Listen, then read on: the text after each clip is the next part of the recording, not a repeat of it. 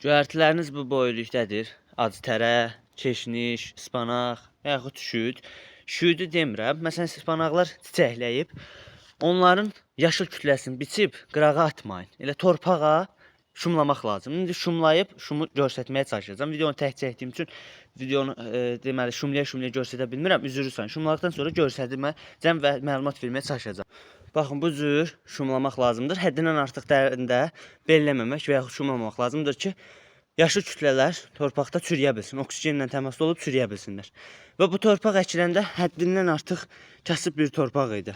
Adi bir dənə acı tərən əkilməyi belə bu torpağın rəngini belə dəyişdi. Yəni torpaqlarımızı düzgün və növbəli əkinlərə sisteminə riayət edir və siderant bitkilərdən tək demirəm, siderant yonca olsun, paxla olsun, lupin olsun, xəşənbil olsun və s.